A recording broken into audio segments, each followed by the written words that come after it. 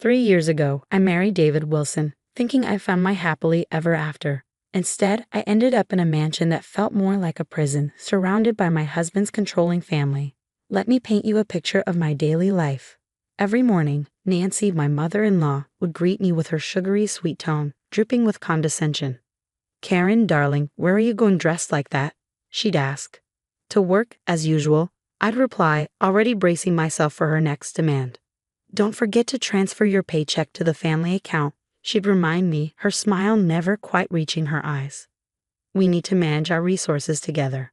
At first, I went along with it, eager to fit in, to be part of the family. But soon, I felt the walls closing in. So I started secretly keeping a portion of my earnings. I had to, something didn't feel right. David began monitoring my every move, checking my phone records under the guise of concern. "Who were you talking to for so long?" he'd ask, his eyes narrowing. "Just Sarah from work," I'd lie, discussing a project. "Mother thinks you spend too much time on your phone," he'd warn. "Maybe we should switch to a basic plan." Even my sister-in-law, Jessica, made things worse with her constant prying. "David, did you know Karen bought coffee 3 times this week? So wasteful," she'd tattle like a schoolyard snitch. Robert, my father-in-law, played the role of the reasonable one, but he was no different. "We believe in pooling our resources, Karen," he'd say. "Individual spending leads to family discord." I was losing myself in their world of control. One day, I managed to call my brother, Michael, from the bathroom with the shower running to muffle the sound. "Sis, this isn't normal." "You need to get out," he urged. "I'm trying," I whispered.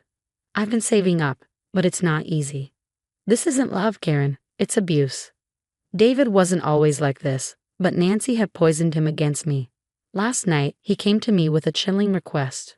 "Baby, Mom thinks we should have access to each other's emails. You don't have anything to hide, right?" "What about privacy, David?" I challenged him.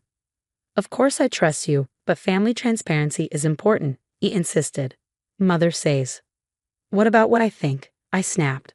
"Or does only your mother's opinion matter now?" He glared at me, his face hardening into someone I barely recognized. Now, as I write this, I'm preparing for another secret meeting with Sarah. She's the only friend I have left, the only one they haven't managed to scare away. My hidden savings are growing, tucked away in a place they'll never think to look. But one wrong move and everything could fall apart. My name is Karen Wilson, and this is my story of survival in the golden cage of the Wilson family mansion. But my secret didn't stay hidden for long. "What's this, Karen?" Jessica's shrill voice pierced the air as she barged into the living room, waving my savings book like a trophy. My heart stopped. She'd found my stash. "Sneaking money away from the family, are we?" she sneered. "Mother, Father, David, come quick." Within seconds, I was surrounded. Nancy's face turned an alarming shade of red. "You ungrateful little snake. After everything we've done for you," she hissed. "What I earn is mine." I tried to stand my ground, but my voice trembled. "I have the right to save my own money." "David, darling," Nancy cooed, turning to my husband, her tone softening into something far more sinister. "Remember those late nights she's been working? Those meetings with her coworker, Sarah? Now we know why." "That's not true," I protested, but David's face had already darkened. "And there's more," Jessica added, her eyes gleaming. "I saw messages on her phone with some guy named Michael." "Michael is my brother." I screamed, but Robert stepped forward, his facade of calm chattering. "Enough," he commanded. "We can't trust her. She needs time to reflect on her actions." Before I could react, they seized me. David just stood there, watching, his eyes cold and distant, as they dragged me up the stairs to the guest room. "David, please," I begged, tears streaming down my face. "Don't let them do this." "Karen," he said flatly, "this is for your own good." The door slammed shut, and I heard the lock click. Nancy's voice was the last thing I heard before the silence swallowed me. "Your phone and laptop will stay with us," she taunted. "Maybe some time alone will help you understand family loyalty." Days passed in that suffocating room. Desperate, I searched every corner for something, anything that could help me escape. In an old desk drawer, I found a stack of documents. As I read through them, my hands started to shake. They were incriminating files, fraudulent investments, charity records doctored by Nancy, evidence of systematic embezzlement. They weren't just controlling, they were criminals. Through the thin walls, I overheard them plotting. "She's been in there 5 days now, Mother." David's voice was muffled but clear. "Do you want to lose her like we lost your first wife?" Nancy reminded him. "Karen is showing the same signs. We can't trust her." "You're right, Mother," he agreed. "We'll keep her under control." I slumped against the wall, realizing the nightmare I was truly trapped in. My husband wasn't just complicit, he was one of them. But they hadn't taken everything. They didn't know about the old phone I hid in, a lifeline tucked away in my pillowcase. Sarah would notice my absence. Michael would worry when I didn't call. I just had to wait, document everything I heard, and stay strong. They thought they were breaking me, but instead, they'd given me the ammunition I needed to break them. In the guest room, I found an old lamp and remembered a trick from my college electronics class. Stripping the wires carefully, I managed to make a makeshift charger for my hidden phone. The moment it powered on, I saw dozens of missed calls from Sarah and Michael. I quickly texted Sarah. "Locked in Wilson guest room. Need help. Call Michael." While waiting, I photographed every incriminating document I could find: investment fraud papers, charity bank statements, loan documents. Each image went straight to my email. Downstairs, their voices drifted up to me. Those loan applications under Karen's name cleared. "Good work, David," I heard Robert say, casual as anything. "Thanks, Dad," David replied. My hands shook as I realized the truth. My own husband had stolen my identity. "Jessica, darling, how are those credit cards working out?" Nancy asked. "Great, Mother. Karen's name is on all of them. If anything goes wrong, she'll take the fall." Jessica laughed. Then I heard sirens in the distance. Heavy footsteps echoed on the porch. Police were responding to a welfare check. Chaos erupted downstairs as I banged on the door. "Up here, I'm locked in." The door burst open. Michael rushed in, followed by 2 officers. "Karen, thank God." Nancy appeared, all innocence. "Officers, this is a family matter. Our daughter-in-law has been unwell." "Save it." I cut her off. "I've been held prisoner for a week." David pushed through, desperation in his eyes. "Baby, please, we were only trying to protect you." "Protect me while stealing my identity?" I asked, my voice trembling with rage. Jessica turned pale. "What's she talking about?" I faced them all. The business loans, the credit cards, the charity fraud. I know everything. The officers glanced at me, interested. "Ma'am, would you like to press charges?" I met David's pleading eyes. 7 days ago, I might have wavered, but not anymore. "Not yet.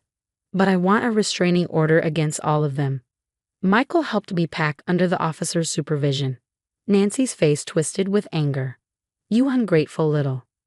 "Choose your next words carefully," Michael warned. In the car, reality hit. I was free, my phone buzzed, David's name lighting up the screen. "Karen, please, I love you. Mother made me do it." "Did she make you steal my identity too?" I replied. "I'll change. We can work this out." "There's nothing to work out. Divorce papers are next." At Michael's apartment, I finally broke down. "They took everything from me." "No, sis," he reassured me. "You're alive, you're smart, and you have evidence of their crimes. You won." The next few days brought desperate attempts at reconciliation. Flowers, messages, promises. "Karen, please," David begged outside Michael's building. "Mother was wrong." "I was wrong. I'll leave them. We can start fresh." "You had your chance," I replied, unmoved. Jessica tried next. "We're family, Karen. Families forgive each other." "Family doesn't steal your identity and use your name for fraud. That's not family." Even Nancy showed up, all tears and regret. "Darling, we were just afraid of losing you. So you locked me up." "Perfect logic," I said, then blocked their numbers and deleted their messages. Michael helped me find a lawyer. In my new apartment, surrounded by the evidence on my laptop, I felt a new strength rising in me. The scared, compliant Karen was gone.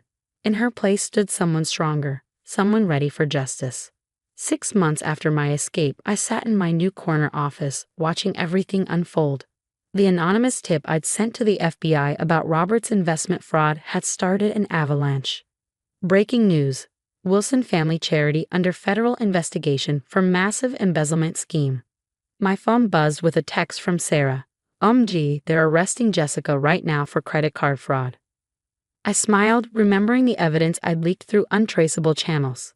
The house of cards was falling. Minutes later, Michael called. Did you see the news? David just got picked up for identity theft. Those business loans in your name came back to bite him. Karma's got perfect timing, I replied. Watching the news, I saw Nancy Wilson walking out of the federal courthouse, head down, looking defeated. Headlines blared. Wilson Family Charitable Foundation misappropriated millions, and Wilson family's fall from grace, a legacy of lies. My own life was unrecognizable from a year ago. My marketing firm was thriving. Turns out, a week in a locked room offers plenty of time to envision a future. I'd signed 3 major clients this month alone. You've come so far, Sarah said over lunch. Remember how scared you were? Now, every Tuesday night, I ran support groups for financial abuse survivors. The news anchor's voice broke through our conversation. Robert Wilson sentenced to 15 years for investment fraud, he announced. Just then, my office phone rang, displaying a blocked number. Out of curiosity, I answered. Karen, please. Nancy's voice cracked with desperation. They're taking everything. Our house, our accounts. Funny how karma works, doesn't it? I replied. We're your family, she pleaded. No, you were my prison. Goodbye, Nancy. I hung up. I turned back to the TV just as David was led out of the courtroom in handcuffs. This is what you get for identity theft and loan fraud, I muttered. My assistant poked her head in. Your 3 o'clock is here, she said. Send her in, I replied, as a nervous woman stepped inside, her eyes wide and fearful, a mirror of my own face a year ago. You're safe here, I assured her. I know exactly what you're going through. My phone buzzed with a message from yet another unknown number. Jessica again. The cops are saying 10 years minimum. Please, Karen, help. Delete. Block. The TV droned on. Wilson family business files for bankruptcy amid federal investigations. I glanced around my office, walls lined with awards, a thriving business, and most importantly, freedom. They had tried to break me, but all they managed was to destroy themselves. My brother's words echoed in my mind. You didn't just survive, sis. You thrived. I looked out my window at the endless stretch of cityscape, my heart brimming with possibility. The divorce papers lay ready to be signed. I had no forgiveness left for them. Let them rot in their cells, drown in debt, and watch their precious reputations dissolve. The news ticker scrolled with one final headline. Wilson family empire crumbles. A tale of fraud, abuse, and justice. I turned off the TV, ready for my next appointment. Someone else needed to learn what I now knew. The best revenge isn't just surviving, it's succeeding. What would you do if you discovered your spouse not only imprisoned you but also stole your identity for criminal activities? Would you expose their crimes right away, or would you strategically gather evidence while appearing broken? Share your thoughts in the comments.